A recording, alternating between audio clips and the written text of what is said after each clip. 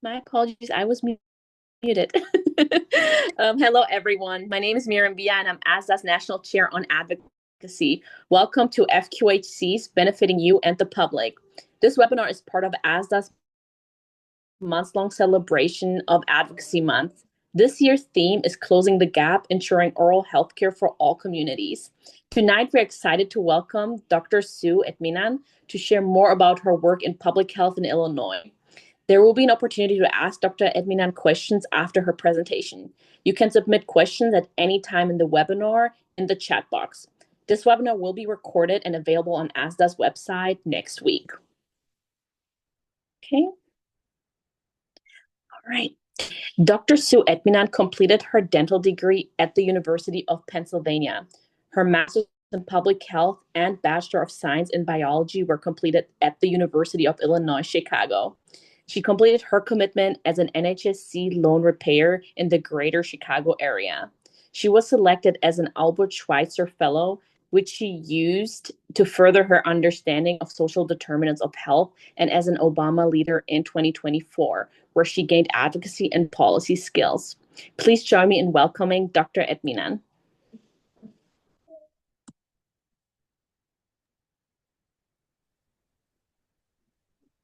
Hey everyone. Thank you so much for your time and your interest in potentially working in public health. I'm really excited to be here.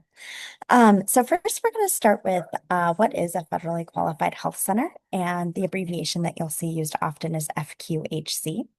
And a federally qualified health center is a community-based organization that provides primary care and preventive care, including like medical care, dental care, and behavioral health, amongst other service lines, usually all under one roof.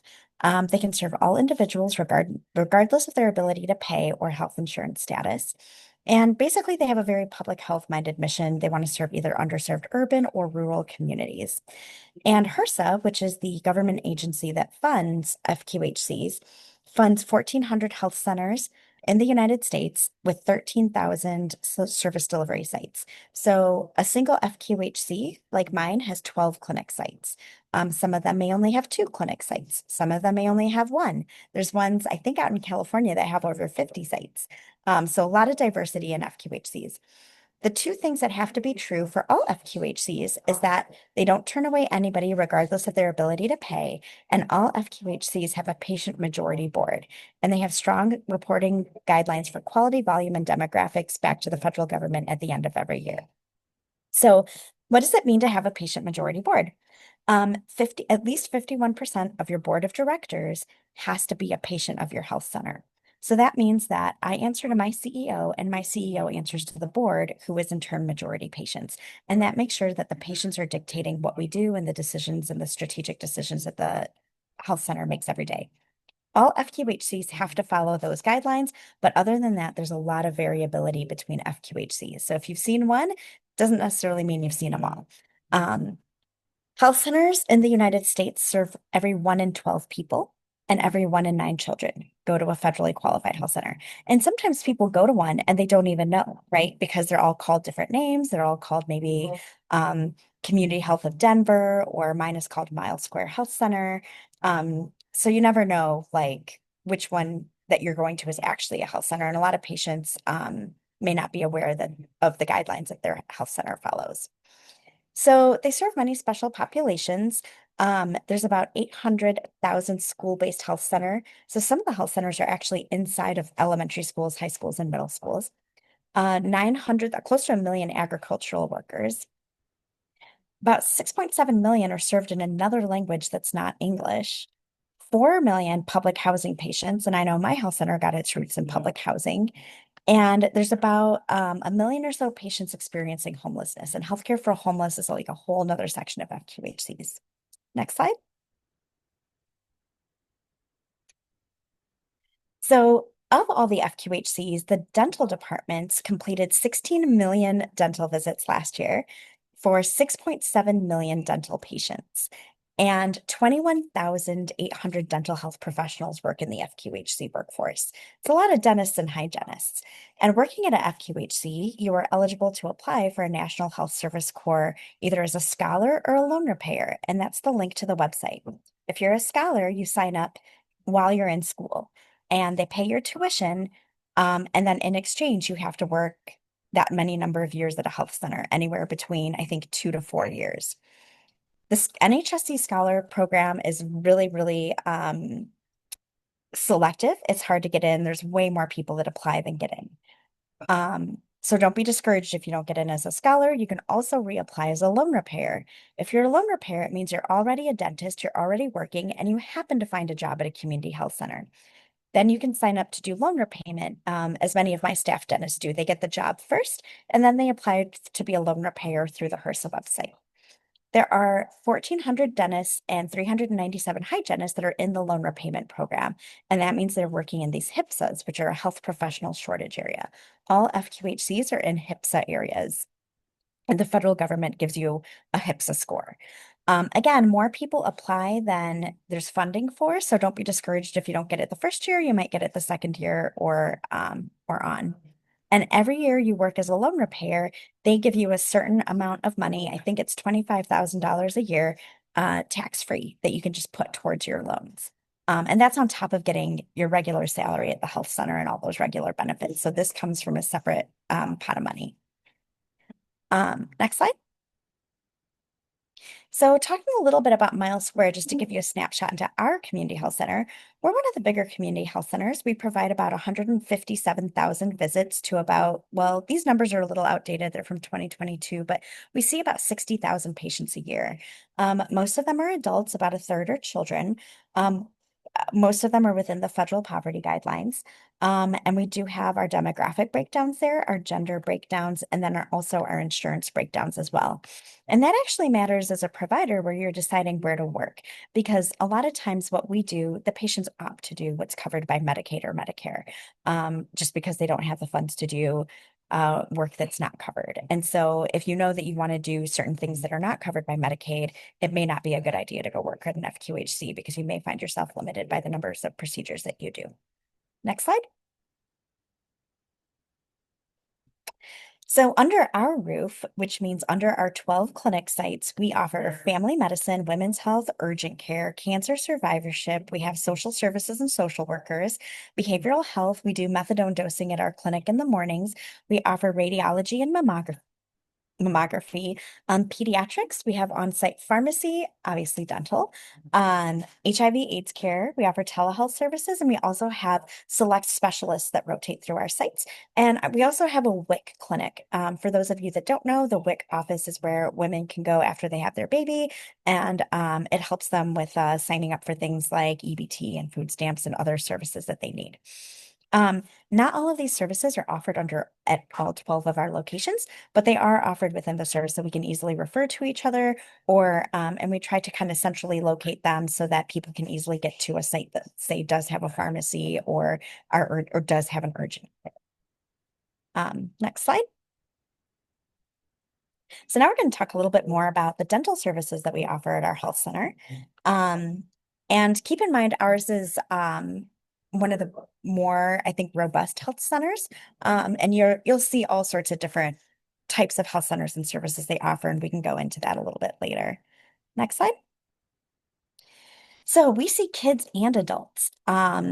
And our patients also see the medical doctors at Miles Square, but it is not a requirement for our patients. Some health centers, you can only be a dental patient if you get medical at that same health center.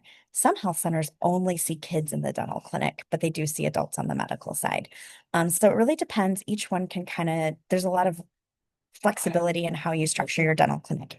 That's a picture of one of our operatories. I have made it a point in every operatory to try to make sure we're near windows, because I know dental clinics are oftentimes not in windows, and I always hated working in a windowless clinic. So we get lots of natural light. We offer preventive care, restorative, oral surgery. We have nitrous oxide sedation at all of our clinics for special needs in kids. We offer crowns and dentures. We have, of our 12 sites, 5 of them have dental, and we're actually doing construction on a 6th right now. So again, dental is not at all 12 locations. And we've developed specific programs to ensure the most vulnerable and complicated patients have access to care, especially for those that have co-occurring chronic issues. So, like, if you're already in my building to see the midwife, then you should come get your teeth cleaned. So we have a lot of pregnant patients. Or if you're already in the building to see our pediatrician, like come see the dentist, diabetic patients. And then we have a cancer survivorship program at our health center, which is amazing. And so we have a really strong linkage with our cancer doctors. We offer cancer survivorship and cancer clearance services for patients that are affected with cancer. And then again, we have one of our clinics does IDD every morning, does IDD patient care every morning, which is again a patient population that has a hard time getting seen at a regular private office. We have nitrous at least in one of our chairs at all of our sites. So if there's somebody that needs it, we can utilize that room. And I think actually the room that we have a picture of is one of our nitrous rooms at one of our sites. Yeah. Next slide. So for example, we were talking about like what are some ways that we collaborate with medical. So just because we're under the same roof as medical, and you'll see that at a lot of FQHCs, they may not actually be very well intertwined. We try to be fully interdisciplinary in our services. So now, for those of you that don't know, when you're pregnant, the very beginning of your second trimester is when you have your gestational diabetes testing appointment. You drink this orange goo, and then you have to wait 45 minutes and get your blood work done. So, since we're actually in the building, we then started looking at the midwifery schedule, and anybody who's there for gestational diabetes testing, we call them up and we're like, hey, while you're in your appointment, do you want to come see dental and get a cleaning done? And they're like, sure. Actually, I don't think anybody has actually said no because otherwise they're just sitting in a room by themselves. So they'd rather get their teeth cleaned while they're already in the building. And so we were able to increase our OB patient population by 103% just by capturing people that were already in our space. Um, and so as a result, as you know, second trimester is the best time to get dental work done when you're pregnant. So it really went hand in hand in terms of serving this patient population that studies have shown dental care impacts their health. Next slide. Kind of did something similar with our pediatric dental collaboration. So again, we know that our pediatricians are seeing kids in the practice. And so we call those patients that are in to see the pediatrician. You know, a dental appointment for a kid takes not very long. And so we're like, hey, do you want to come in? We can see you right after or right before your dental appointment or your medical appointment. And the parents are always so grateful because they're like, by the time I get the coat on and take them out of school or leave the house, I can get dental and medical done under one roof. Like that's perfect. So, um, it's been a really, really successful program for our patients. And it's actually better for our patients. So again, studies have shown that your dental costs for the rest of your life go down the sooner you saw a dentist. So getting them in before age one sets them up for success later in life. Next slide. So I talked a little bit about our cancer survivorship program. So this is where we are. We got a grant that covers the cost, so all cancer patients get free dental care at our dental practice if they this is only if they get medical care with our hospital. So this is a direct correlation where they have to be seen at our hospital. But in 2022, we saw 306 cancer patients treated at no cost, and 17 of them got their extractions and clearances done before they started bisphosphonate therapy. So that reduces their risk of ORN. 142 had chemo, 100 had radiation. And as you know, radiation has a lot of adverse outcomes on your oral mucosa and your teeth. And we were able to help them out and we were able to make dentures for them and crowns and stuff after they were done at no additional cost to the patient. Um, and 99% of the patients seen in our clinic, in this cancer clinic, are within 200% of the federal poverty level. So, as you know, Medicaid goes by your state, and Illinois does not, unfortunately, have it's kind of middle of the road in terms of adult Medicaid benefits. So, a lot of the adults don't have Medicaid. And so, we were able to provide this additional service for the patients that needed it most. And it actually saves the system money, right? Treating one patient for ORN, which is super expensive, um, is it's way better to give the dental clinic funding and let them get cleared for cancer treatment by letting us take out their teeth before they start cancer treatment. So it turns out to be a win-win for everyone. And this is one of my patients. He's so great. And I have a better patient of him showing his dentures. It didn't quite make it on its slide, but he had cancer. His mouth was hurting all the time and he couldn't eat and he couldn't sleep and his teeth were just breaking. And he had had a history of head and neck radiation and he was eating soft food. Even when he was eating bread, he was like, my teeth are breaking. And we extracted his teeth and we made him dentures and he's happy and healthy, right? And he'd be able to eat and keep up his nutritional status, which is helpful for his cancer survivorship. Next slide. So again, this is our IDD patients. We have another grant that covers them. It's Wednesday mornings. IDD patients are at increased risk for a whole lot of things. I am not going to turn this into a dental school lecture, so you can read all of that. But as you know, IDD patients have a hard time getting seen at just typical private practices. So we treat them at our we use the nitrous oxide sedation for many of our patients. And sometimes it takes a lot of appointments to get stuff done, but it's so worth it. And the great thing is a lot of times their medical doctor is within our system. So if they're medically complicated and I have a question, I can just ask the doctor. And so it makes me feel more comfortable to do the nitrous the same day I see them. Like I could just get a clearance just by reaching out to the doctor, like the day that they're coming in and be like, hey, this patient's coming in, what do I need to do? But the best thing about being under one roof is it's one health record. So I can just look into the health record system. I can see their labs. I can see where they are. So a lot of times it's just letting the medical provider know that they have a dental appointment that day. But I've already kind of decided, what we can and can't do based on where the patient's at, based on their medical record. Next slide. So again, I'm just going to kind of breeze through these. These are just some examples of patients that you're going to see at a community health center. This is a 42-year-old male patient. He saw his primary care doctor and he actually saw them for headaches, not even quite dental pain, but the primary care doctor was like, oh, maybe you have dental problems. Let's get you into the dentist. So they had a long history of no-shows and they only kind of came in for limited or like just urgent care, urgent episodic care. And they needed a lot of appointments, but they had a hard time showing up sober and ready for treatment. And so what we did is we were like, listen, we don't want you just coming in every time you're abscessed. We got to give you antibiotics and you got to come back. You're not ready to get the care done. Why don't we work with our social worker? We had a social worker on site. We did a warm handoff. They were able to talk to him. They connected him with services and behavioral health. They got him in our substance abuse program.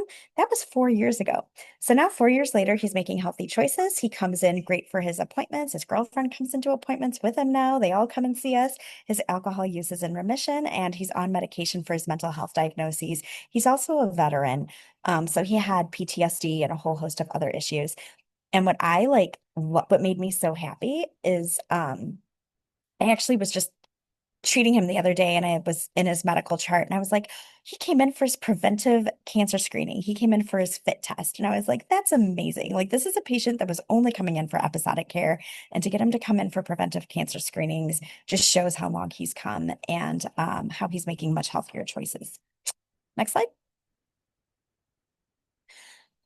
This is a 23-year-old male patient. This is one of our IDD patients, special needs nonverbal. They'd been coming in for dental appointments, and dad is the caregiver. And dad was like clearly having a bad day, just on his phone, kind of in and out of the clinic and agitated. And for a lot of our IDD patients, like the mood in the room sets the tone for the patient. And so the dad was like, we're getting evicted, like we don't know where we're going to go. And again, this was a different clinic than the first case. We had a social worker. We were like, hey, like, dad, talk to the social worker while we do the case. And so we were able to connect him to housing appointments and resources before our dental appointment was even done.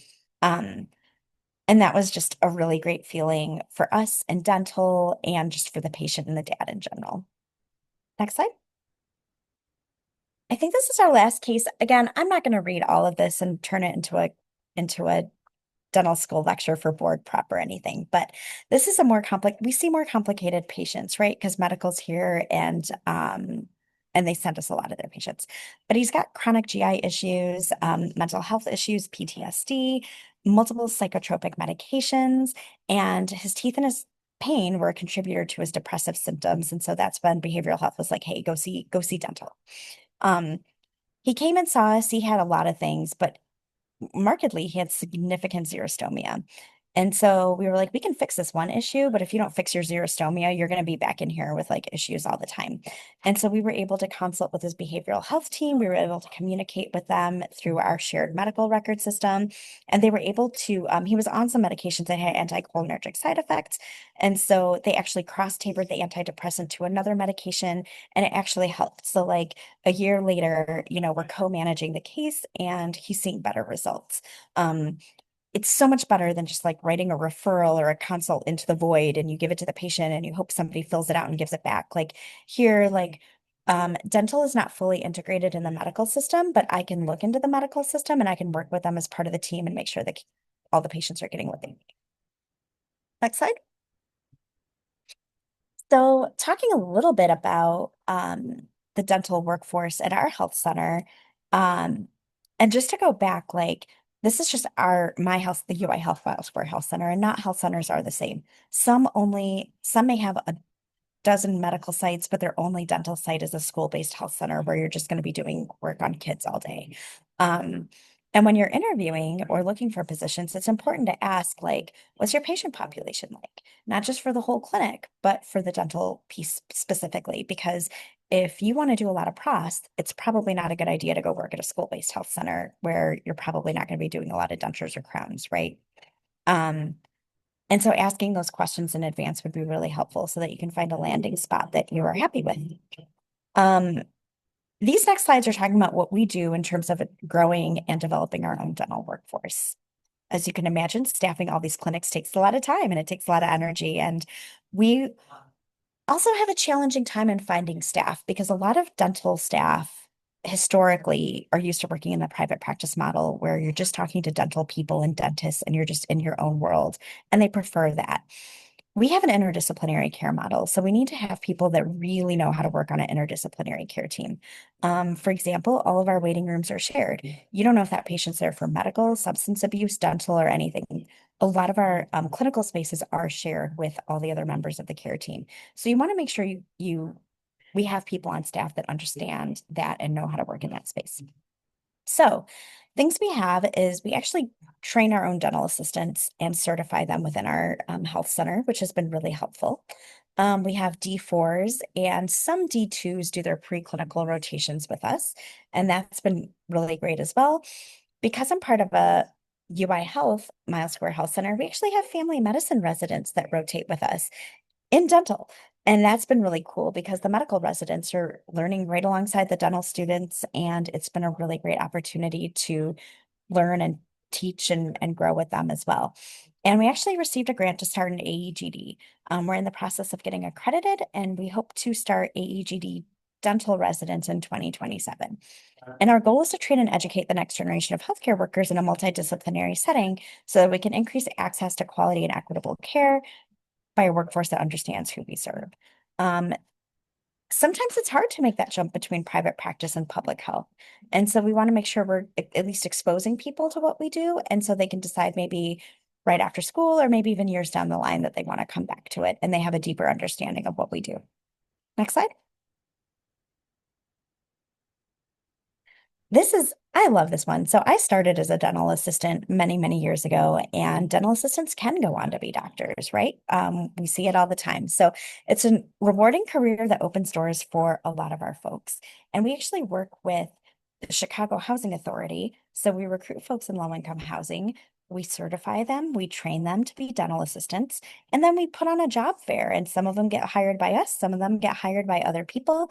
But we do have an 83% job placement rate. So most of them are able to find jobs. And we're able to keep this program going because a lot of our dental assistants are like, hey, like, I want to go to hygiene school. A couple of our dental assistants are in dental school right now or are aspiring to go to dental school. And the second dental assistant I hired actually came back 6 years later as my dentist.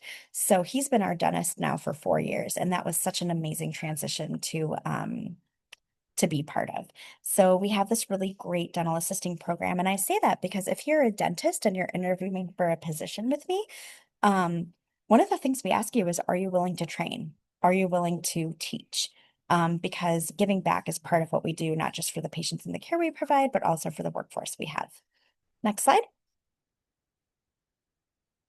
Oh, and that's another picture of our graduation. And again, we get 350 well, this last applicant cycle, we had over 400 applicants for 10 seats.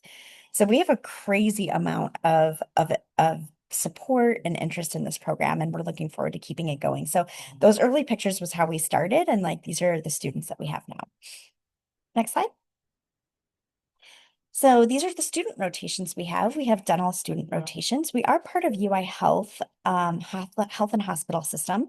UIC has a college of dentistry. And so the fourth year dental students rotate through Miles Square and they're precepted by our staff. And they rotate with us for 4 weeks. And we're hope that they learn to work and communicate in a multidisciplinary environment. They care for the patients we serve, and then they can see some of the research and quality programs we have in action with opportunities for involvement. And so like they'll come by and they actually work off of the doctor's schedule. We still have to do prep checks. We still, check what they do. Sometimes if they're doing like a surgical extraction or something a little tougher, I'll be their assistant. So I'm still in the room. But we are trying to help support them in growing and learning. Um, the next type of rotation on the other side, we talk about family medicine residents. So these are folks that already finished medical school. They're in their intern year, which is their first year of residency for family medicine, and they have a community rotation. And the community rotation, the family medicine program actually reached out to us. They were like, hey, like our folks know nothing about dentistry. Can they do a couple days with you guys? And I was like, absolutely, we would love it. So we do a lecture for them in the beginning of their family medicine residency, and then throughout their first year, they'll come and rotate with us for a couple days. So things that we teach them to do is how to complete a head and neck cancer screening. We review common oral pathology. We talk about proper medication management for acute dental conditions, and then we give them there's an online curriculum that they finish so that they could do fluoride and work on high-risk peds patients. And then they can take those skills when they graduate from their residency, and they're better equipped to treat for oral health conditions because what we were seeing is the medical side was like, oh, you have a dental problem, go see dental. And then they get an appointment with us next week, the following week. And it's like, well, if the primary care doctor had given them amoxicillin, had given them antibiotics and pain meds, they could come to me and just be ready for the extraction as opposed to like waiting another week to come in and get their work done. Um, so these are some of the things that helps. And again, um, they wouldn't always looking for head and neck cancer. Sometimes they were scared to look under the tongue or they don't have time. They're only in the room for about 15 minutes. So teaching them about like, you know, if the patient says their mouth hurts, like these are things to look for. These are suspicious areas. This is where the pathology looks like mixed red and white lesions. Like send that to us right away, like stuff like that. So we were able to train them and work with them. And it's great because some of these family medicine doctors may end up working in rural clinics that may not have a Medicaid dentist for 3-4 hours. That is not unusual in the United States. And so they're able to at least help triage some of these conditions. And so when they do send that referral, it's more targeted. Next slide. All right, so this is what I was talking about our AEGD that we're planning. We actually did get funding from the federal government to start an AEGD program. They funded 13 programs in the United States, and ours was one of them, and we're so excited about it. And we're going to try to train dental students and dental providers to care for patients with medical complexities. And so the goal is a 12-month AEGD program that's accredited. We have our site visit in a couple months, and we are trying to recruit a diverse cohort of residents that are dedicating to furthering the mission of improving access to care and learning to work on this interdisciplinary team. And again, like having them talk, because like different medical specialties sometimes speak different languages, and learning what those languages are and learning how to talk to the other specialties and learning how to, as a dentist, send a targeted consult or a targeted referral. And also educating and training the dental students and the dental assisting students that come through our clinic too, right? And giving them leadership potential in that way. So we're really looking forward to it. And I hope for those of you that are finishing by 2026 or 7, look into completing a residency program. Next slide. Next. I think we want one back. There we go. All right. So FQHC career opportunities. There are lots of benefits to working in an FQHC. You can have a rewarding career choice, obviously, with a significant impact on the most underserved. Some people actually come here because you are an employee of the health center. So you get a steady salary regardless of production. You know what your paycheck's going to be every 2 weeks or every month. And that's not the case when you're getting paid on production, right? Like I started in private practice and And I was like, oh, like here we are making all this money in August. And then come February, you're not as busy anymore. And so you need to learn how to budget for yourself over the year, because your salary can fluctuate wildly. Or COVID can happen. And during COVID, like we were fully paid the entire time during COVID because we were still working. And a lot of my friends and colleagues in private practice were not. So again, having that steady paycheck is very helpful. If you do have student loans, you're eligible for loan repayment. And again, that's separate from your salary. So that's additional funds that you can get.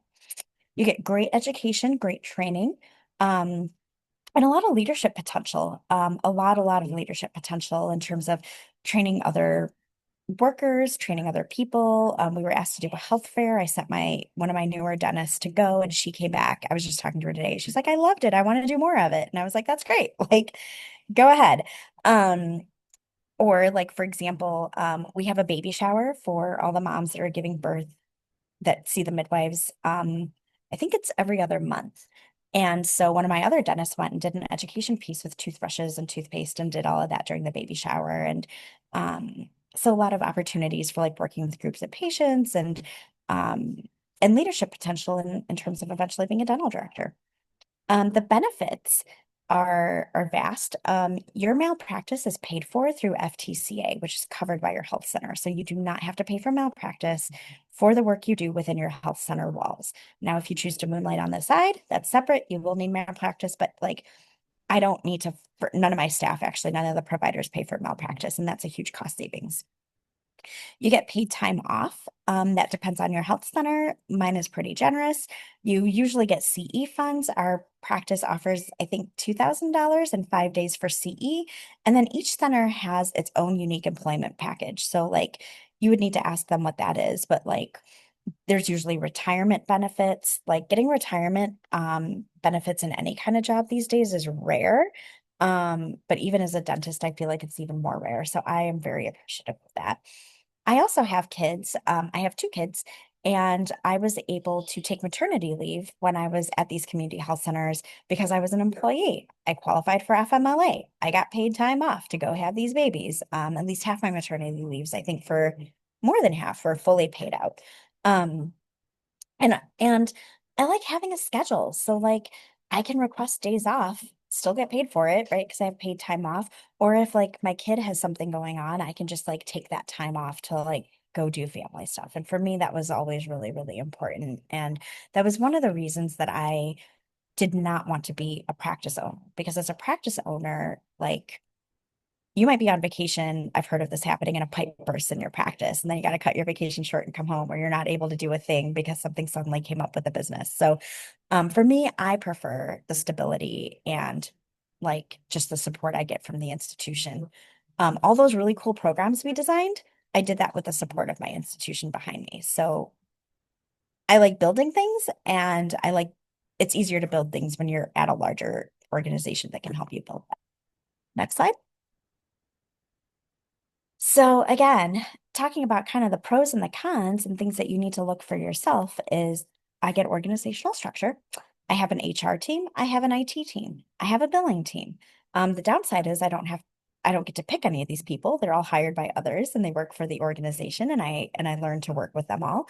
Obviously, as your own private practice owner, if that's the route you choose to take, you have more say. You hire everybody, so you get to pick everyone. There's also for my staff dentist, and this is either a pro or a con, depending on who you are.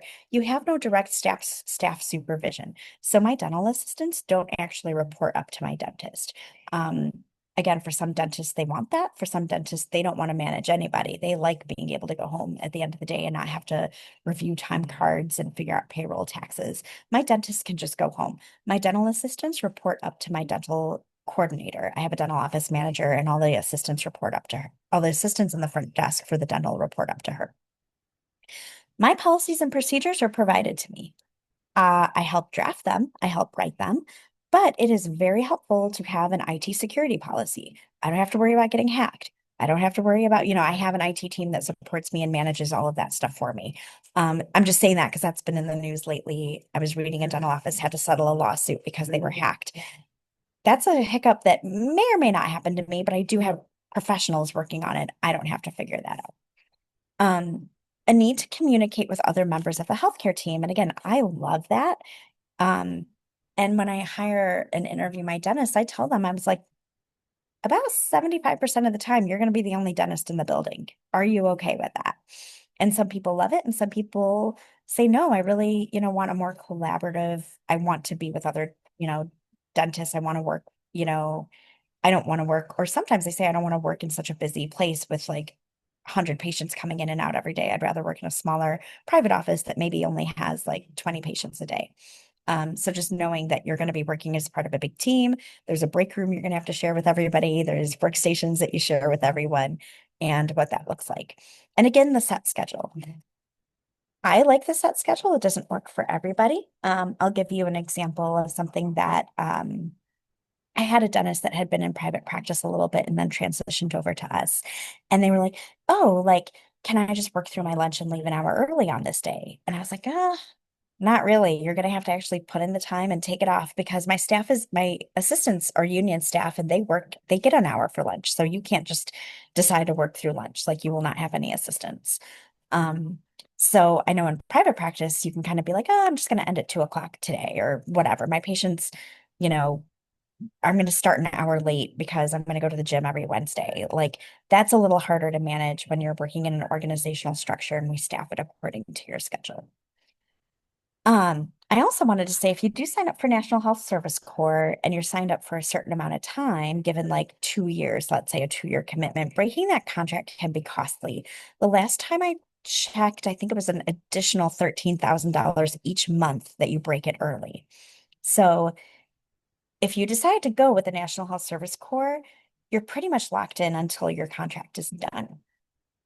But let's say something happens at your site, or let's say you want to move. I actually had a provider that I absolutely adore. She got married and moved to New York for her husband's job.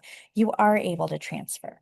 So you can put in for a transfer as long as you transfer and work at another community health center. It's typically allowed. So just something to think about that at the end of the day, if you sign a 4-year contract, you will most likely be doing all 4 years at a community health center, but you can transfer between one and another. Okay, the transfers do take a minute though. And I guess my final kind of words are um, going back to that last slide is you want to ensure that where you work, whether it's private practice or community health or a DSO, where you work clinically is aligned with your philosophy of care. And if it's not, no matter how much money they give you, it's going to be a struggle. You're not going to want to be there. The quality will suffer. The patients will feel it. The staff will feel it. And you'll just be like in a hamster wheel, like running and not getting anywhere. I knew early on, um, when I first graduated, I started in private practice and it didn't feel right to me. And I couldn't really figure out why, but I just, over time, as I developed my philosophy of care, I was able to figure out this is not aligned with my philosophy of care. And then when I started working at a community health center randomly. A doctor went on maternity leave. They initially only hired me for a 3-month contract. And I was like, well, I'll give it a shot. I'm not happy with where I am. Let me try it. Totally fell in love. I've been there ever since. So, as a part of my journey, I started at one community health center and I got my loan repayment. I did transfer to another one, and that one was an HIV clinic, and I wanted to do more pathology. The one I was at was mostly kids, and I felt like I was losing some of my skills. So I went to one that had HIV care, and I was doing more doing more stuff that was um, pathology, and I was learning and growing a lot. While I was working as a dentist, I got my MPH through at night, basically. This is before COVID. They didn't have an online school, but it was through their professional program at UAC. I finished my MPH and I started as the dental director at the health center I'm at now. That was 10 years ago. But I've been practicing for about 15 years. Most of those have been in community health centers. Um, there's no right or wrong way to do it, but you just want to make sure that it's something that allows you to kind of sleep at night. Next slide. If you have any questions, you can reach out to me. My email is right there. Happy to, be a resource for you guys. If you're interested in certain community areas, I can connect you to It's a very small world, I will say that. I know most of the dental directors, I know all of them pretty much in Illinois, most of them and some of them in other states as well. So we can help put you in touch with some people if you need to. And then back to that HRSA, it was on one of the other slides, there was a link. And if you go to that link, you can click on a workforce connector and it'll actually show you all the open dental jobs at community health centers that are available right now. I strongly, strongly urge you, though, that if you are looking for a job in a specific community area, that you try to reach out to those dental directors in advance because sometimes they know what positions are going to be open before they're officially on that site. And so it's an easy way to kind of get to know them. Maybe you're already going to be in town for something. And so I actually just had a dentist do that the other day. She's moving to Chicago in about 6 months. She randomly emailed me. I was like, come on in and take a visit and see if this is something you want to do. I haven't even posted a position yet, but I do. I think a lot of dental directors actually kind of keep a Rolodex of like folks that might be interested or in their area. So I haven't heard of a single dental director that doesn't like an email like that because we're always, as you can imagine, a lot of people do their loan repayment and it's a very natural cycle that after that they maybe transition to private practice or they move, or especially some of the more rural FQHCs have a hard time keeping staff. So they're always kind of looking. Do you guys have any questions for me?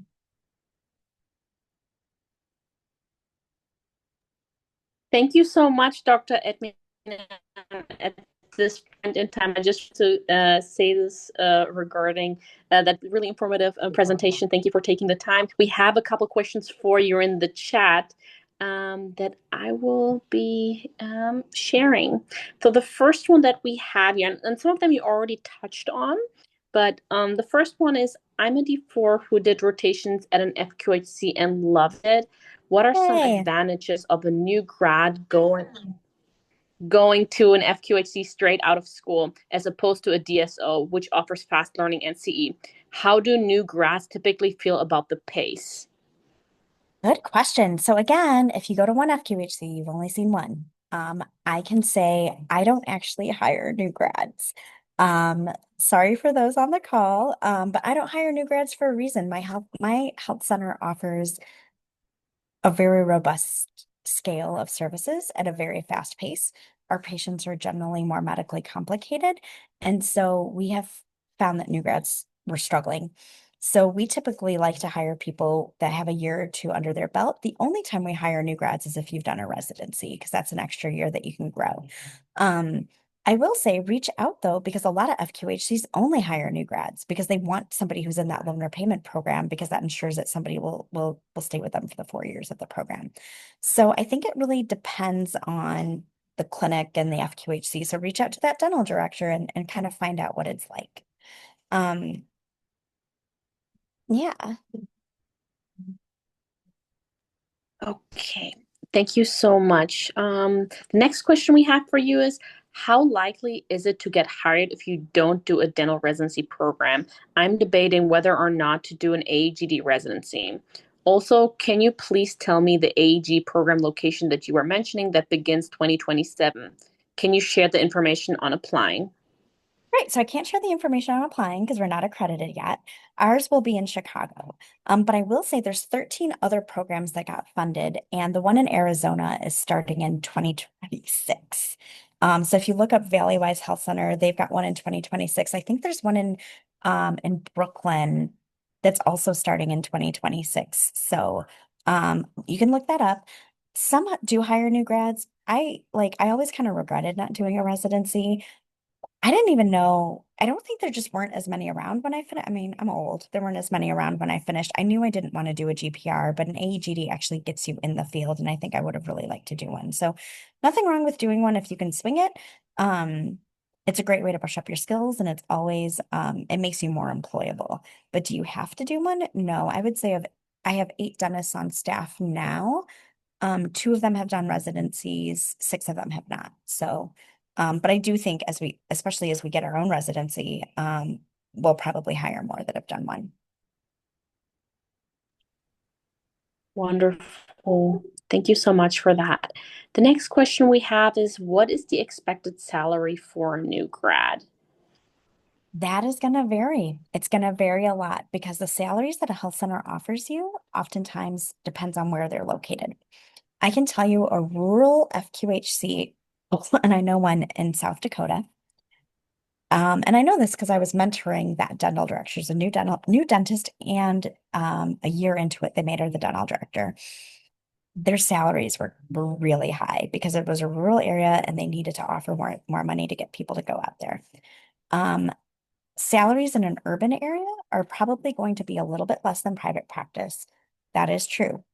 However, the benefit package that's offered to you, I can tell you about my benefit package. It is valued at an additional 38%.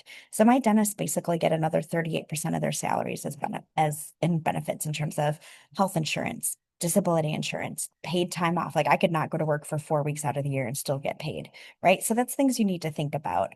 Um, I have seen as low as, because I know you guys want numbers, I've seen dentists start as low as 120 in some areas, and then I've seen the salaries, especially in more rural areas, go up to, I don't know, maybe 200, maybe ish. But I would say most of them are going to be around the 140 area for a new grad. But again, it's very location specific.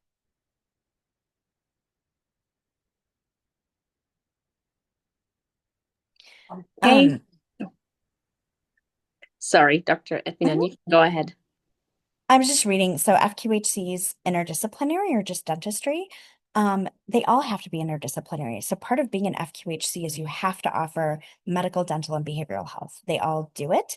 Um, it's just that it doesn't all have to be under one roof. So I've seen FQHCs where a dentist retires and donates his or her office to the FQHC. So that one standalone dental office might be 5 miles away from the medical site, but is still part of the FQHC. So ours are all under one roof, but that's how a majority of them are, but that's not how all of them are. Okay, and the next one we had here, do you recommend any programs that would for an MPH or DPA? No, I do, the DPH is dental public health is a great program. It's not super clinical, it's very research. So if you think you're going to be doing a lot of clinic, the MPH is a great route, especially if you see yourself going into like you want to be a dental director or a leadership role. My MPH was instrumental. And I would say honestly, I had a lot of student loans already. There was a reason why I didn't stay where I got my dental degree to get my MPH. I went back to my state school, because I just didn't want to take out more loans. So it really depends on, where you are with all of that. And I think Miriam's frozen again for me.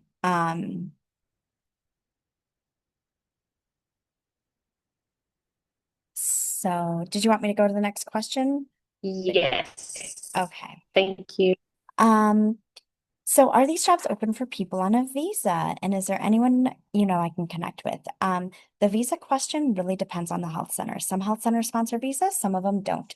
I know right now from a policy perspective, the federal government has made some changes to the H-1B rules, so we just have to wait and see how that trickles down. I know a lot of health centers, and especially the rural ones, do sponsor visas. And that's a question that when you apply to the job, you'll need to ask them. We do not at my health center. We typically do not. We have time for one more question. After being a new grad, how would you approach the conversation of an increase? Um, you can ask. You can always ask. It depends on the culture of your health center. Ours is baked in. We get a cost of living increase that's dictated by your performance review at the end of the year and by your organization. So like our organization does a 3% cost of living increase for those that hit the marks they need on their quality and performance reviews. I do know some health centers actually offer a bonus. They offer a bonus if at the end of the year you've seen X number of patients, we give you a 5% bonus or a 10% bonus. So each health center is going to structure it differently. And I think you should take that into consideration. Again, I work for a state institution. We don't really negotiate that much with like bonuses and salaries. It's all dictated by the institution. I like that because I don't need to have those. I don't want to necessarily have those conversations. I can just point to the policy or point to the institution for guidance. Thank, thank you so much, Dr. Etminan, for all your time. Unfortunately, at this time, Oh, yeah. this Um, is all the time we have. Mm, yes. I just Thank typed that in.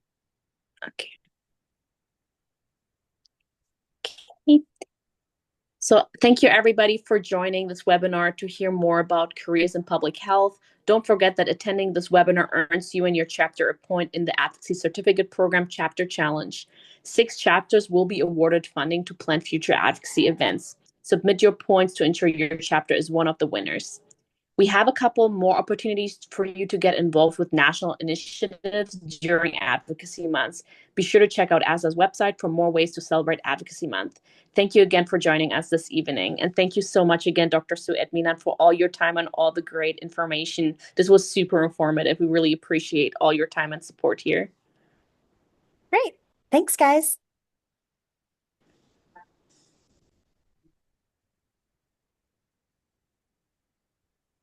Have a good evening, everyone. Yeah. I feel bad. There were so many questions we didn't answer. Oh, they were all from the same person. Okay, we're good.